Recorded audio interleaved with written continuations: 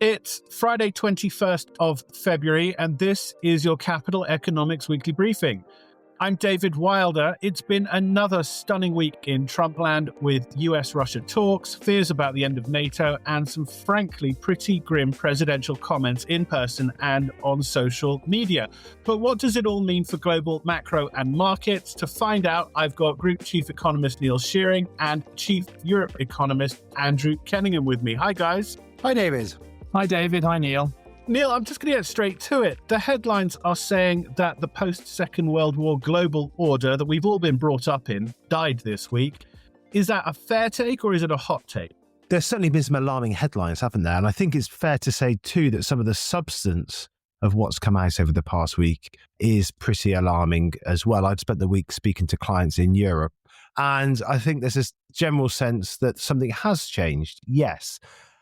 Quite what that is and quite what it amounts to, though, I think is at this stage unclear. As you suggest, it's much easier to have kind of hot takes in times like this than it is to have some kind of cold, sober analysis. So I think that the job here is really for us to step back, have a framework for thinking about what's going on. And when you take a step back and think about what actually has changed, I'm not so sure it's the end of the transatlantic alliance, as some commentators have suggested.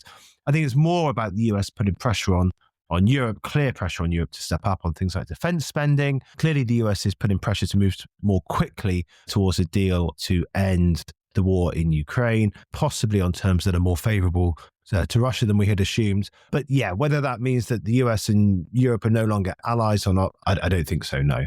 So then let's take another step back. You spoke about this framework. What does the framework that we're working with then look like? As we've spoken about before, the way we've been viewing the return of geopolitics as this driver of policy and economic outcomes is through the lens of US-China fracturing. So this is the idea that China has emerged as a peer competitor to the US.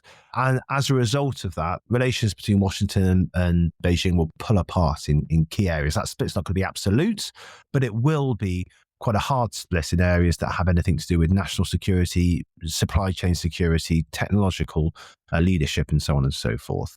And as the US and China pull apart, they'll take other countries with them.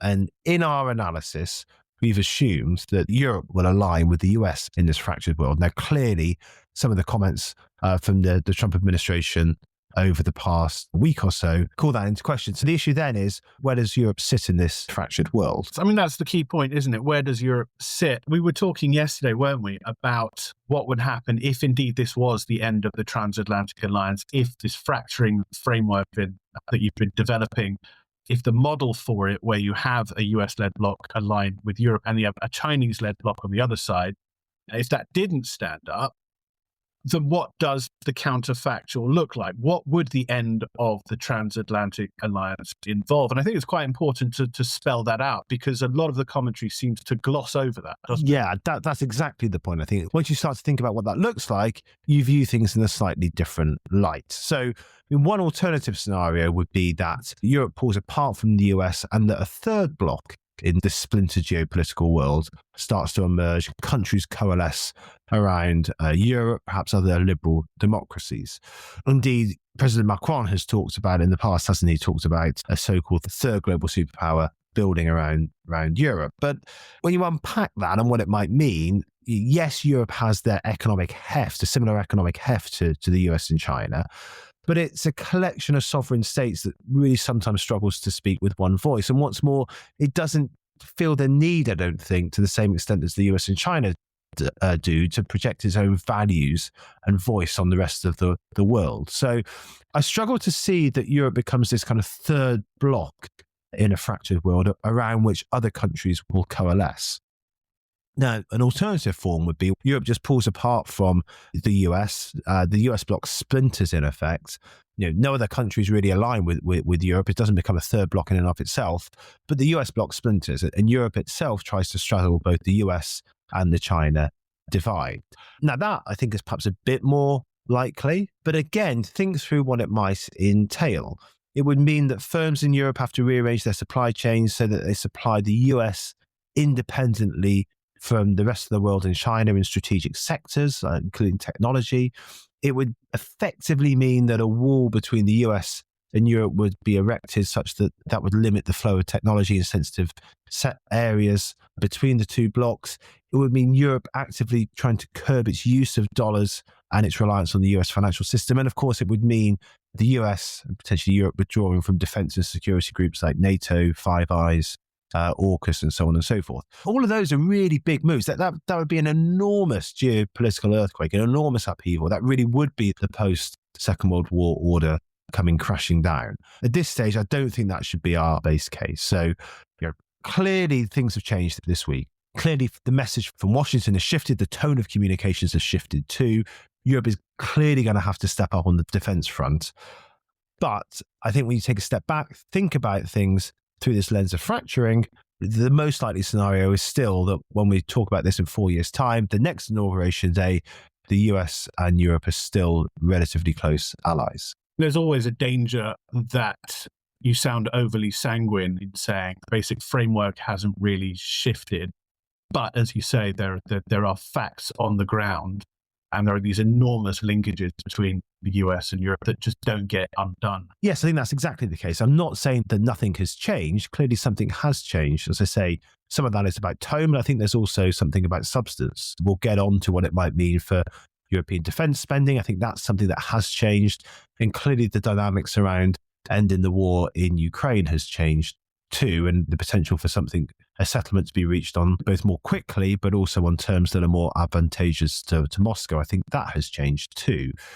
But it's also, set against that, important to remember that strains between Europe and the US have flared up in the past around the Second Iraq War, for example. If you go back further, around the Vietnam War, if you go back as far as President Eisenhower, the US was complaining about Europe not contributing enough to NATO. So these strains and concerns have existed in the past, but I think what I'm saying is that it doesn't necessarily redraw the geopolitical map. It just means that geopolitical relations between the US and Europe become more strained, that there becomes greater tension in that relationship over the next couple of years.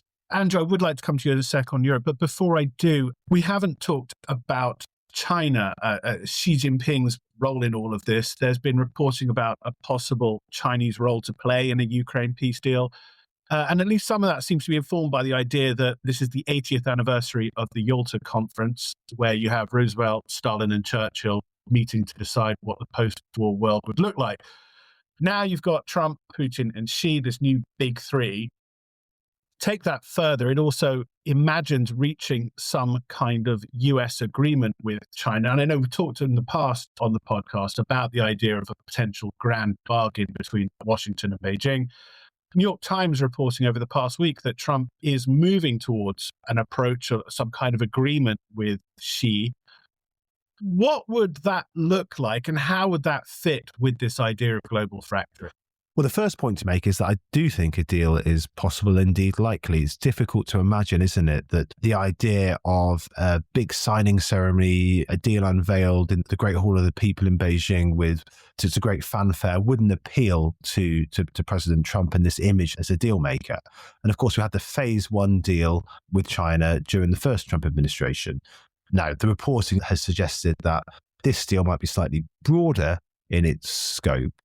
But it's worth reflecting on what that phase one deal didn't achieve. And frankly, it didn't really move the dial very much in terms of economic, financial, or political ties with the US and China. And it certainly didn't alter this idea of US-China fracturing that we've just discussed.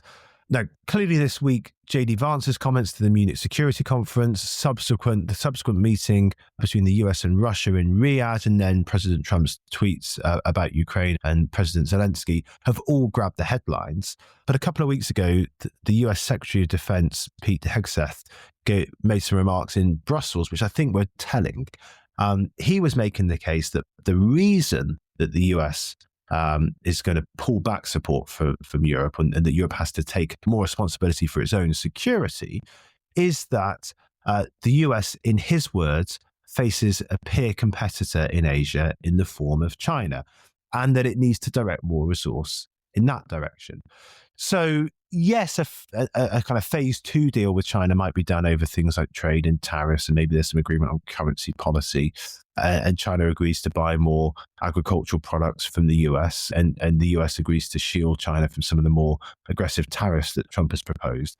But these fundamental forces bringing the US and China into conflict, the emergence of China as this peer competitor, is not going away, I don't think. And there's key parts of the establishment, both in Beijing and in Washington, that I think are gripped firmly by this. And so, yeah, a deal may be done, but these underlying tensions, forces are not going to dissipate. I still believe this is the key issue that's going to shape the geopolitical agenda over the next decade or so. Andrew, I'd like to bring you in here and get the view from Europe. Neil's touched on this aspect of defence spending. And does it feel safe to say that regardless of how much over the past week has just been sound and fury, that one solid outcome is that we will see a faster increase in European defence spending?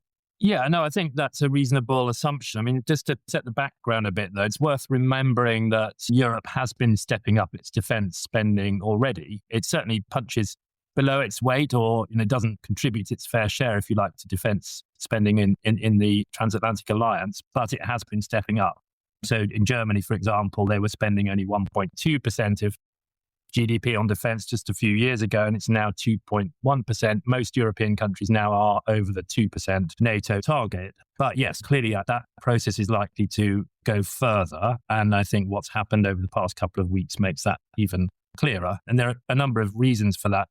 One is that Europe would want to be in a position to underpin any ceasefire or peace agreement which is eventually reached in Ukraine, assuming that does happen. And the US is making it clear that they don't want to be fully responsible for underpinning that. So that's the first thing. The second thing is, I think Europe clearly recognizes they need to make the case to the US that they are serious, that they get the message, and that will be important in order to persuade the US to continue to remain a very important partner in NATO and to provide not only military, but all the attendant support for the military sector, like the satellites and the intelligence and so on, which Europe really needs. And then the other thing is that even if there is a lasting peace agreement in Ukraine, which is yet to be seen, but even if there is one, there is now a greater question over what future threats Europe might have to deal with from Russia, given that Putin would presumably feel that he'd been at least partially successful in his aims of acquiring or taking some territory in Ukraine.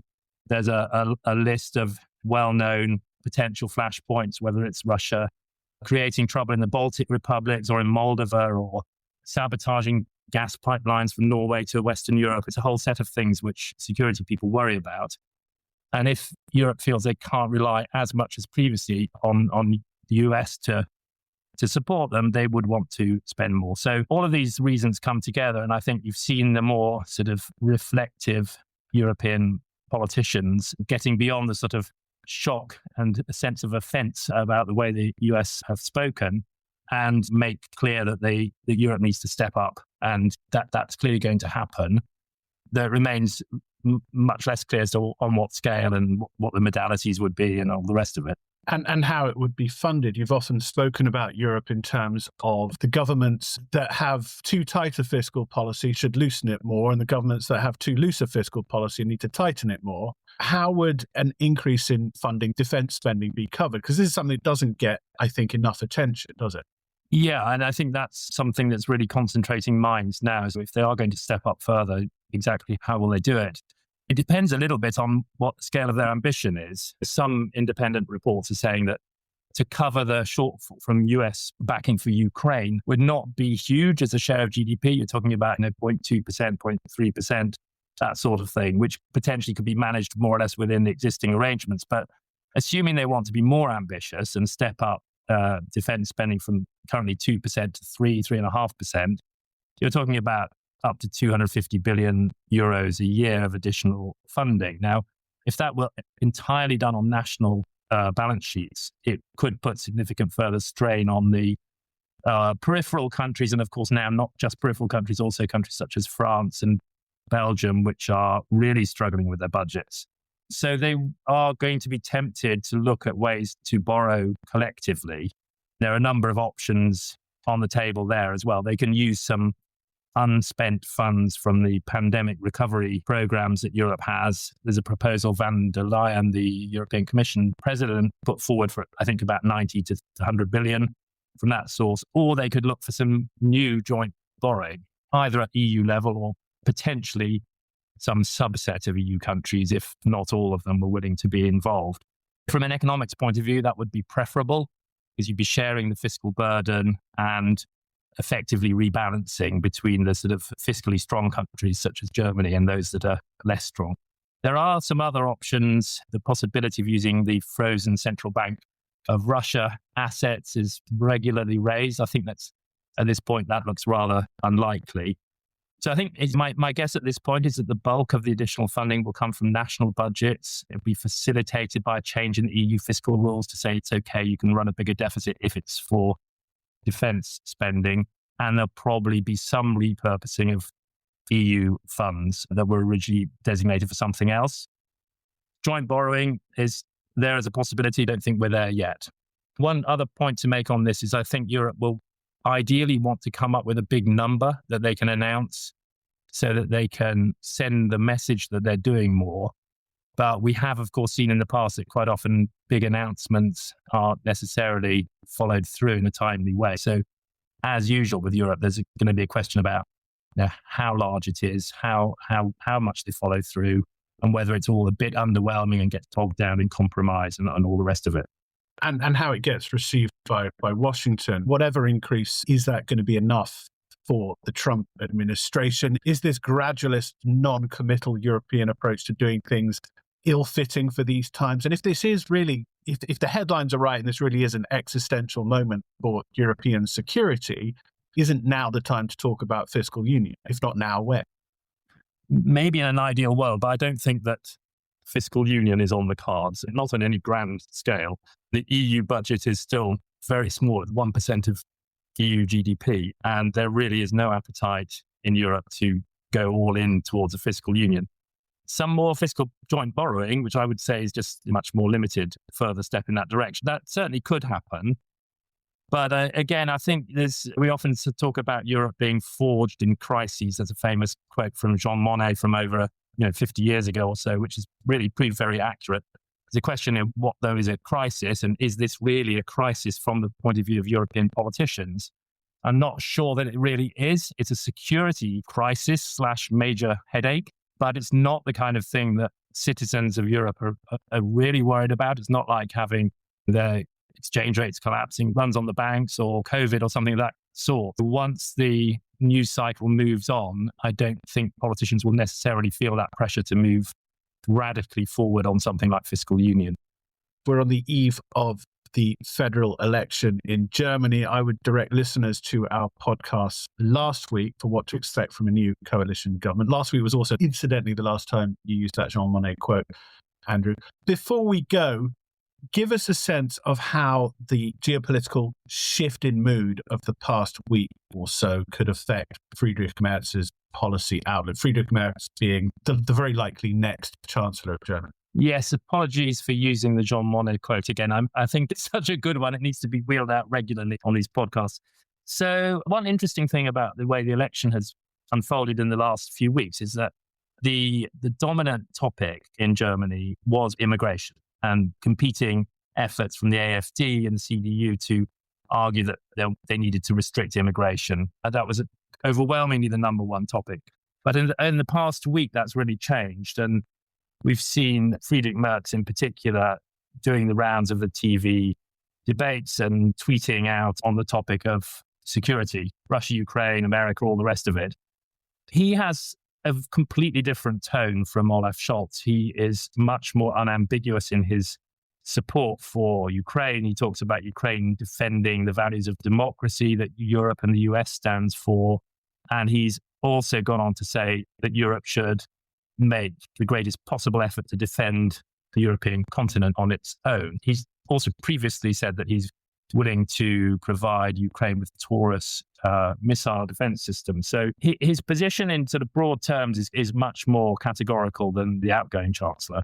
He's less clear when it comes to questions like, will Germany be willing to send troops and have boots on the ground in Ukraine? He says the time is not right to think about that yet. He's certainly not in the position Zelensky suggested, that Europe shall have a European army.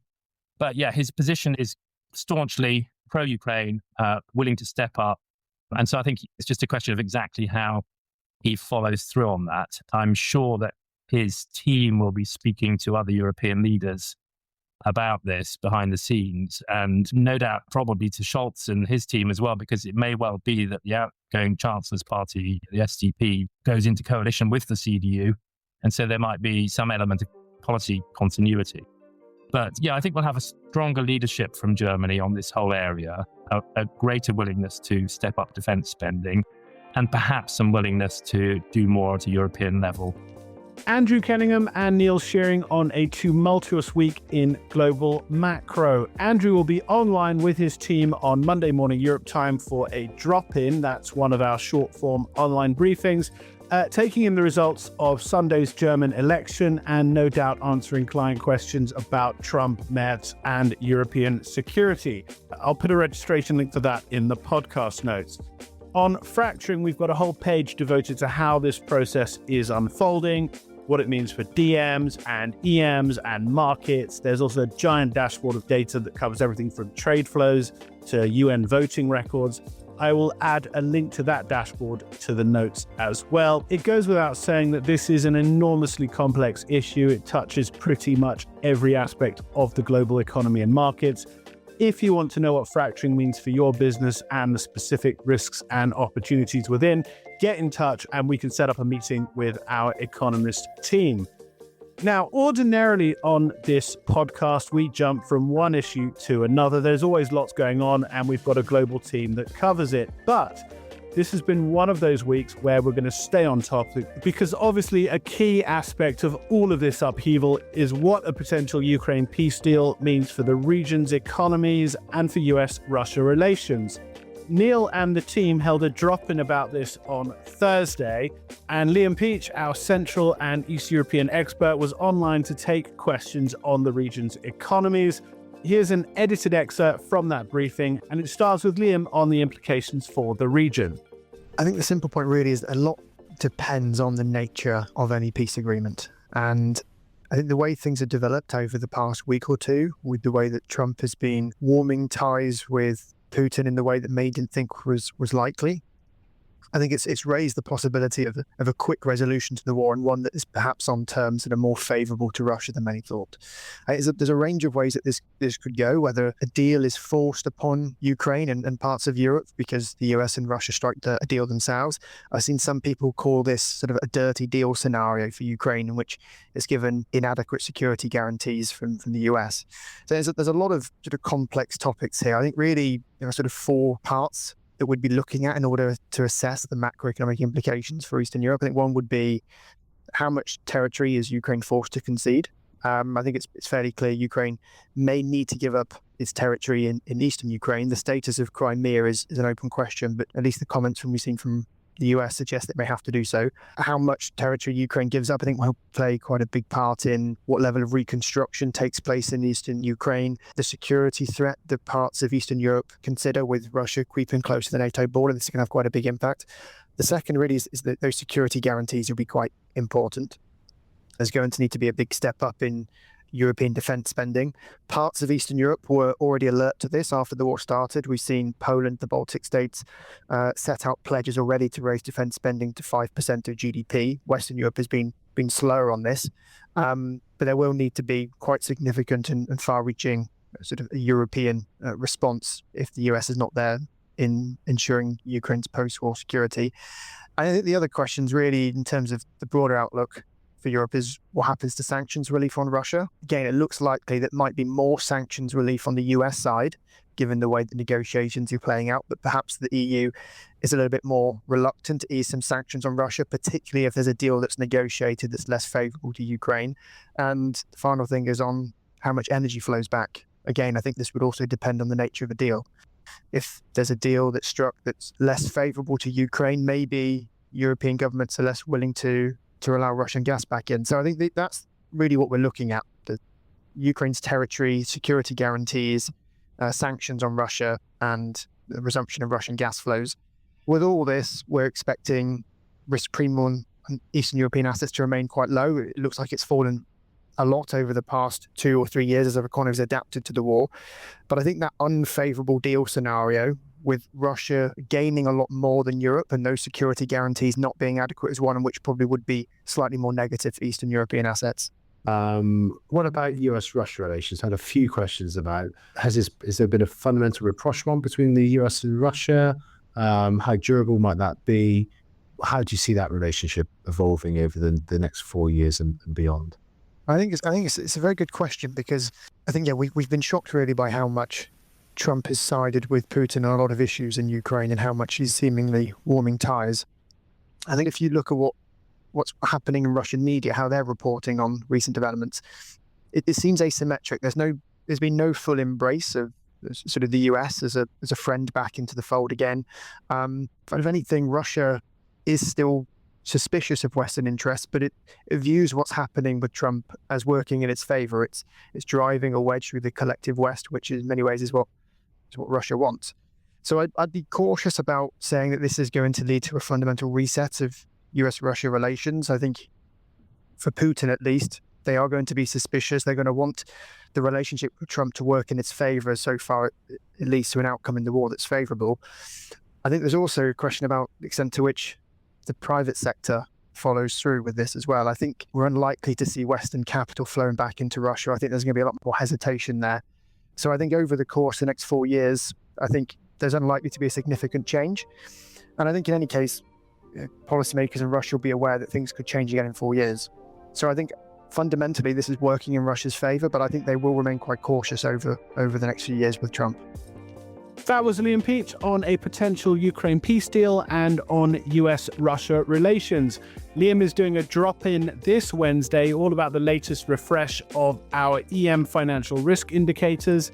This is an early warning system for banking, FX and sovereign risk across the EM space. And Liam will be walking clients through our EM financial risk indicator dashboard to highlight what's going wrong or right in these areas. Again, I'll put registration details in the show notes. But that's it for this week. As always, get in touch if you want to get into the weeds on any of these issues or anything specific to your business. We will be back next week with much more from Trumpland, but also analysis from India on its slowing economy, the RBI response, and Modi-Trump relations. Until then, goodbye.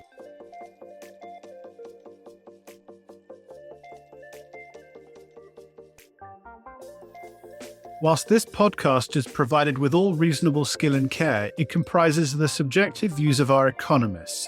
Furthermore, these views are not opinions, nor do they constitute investment or financial advice, or are they guarantees or reassurances to the expected results of any investment products or outcome. You should seek your own specific advice in relation to questions you may have. We will have no liability to you in relation to this podcast whatsoever.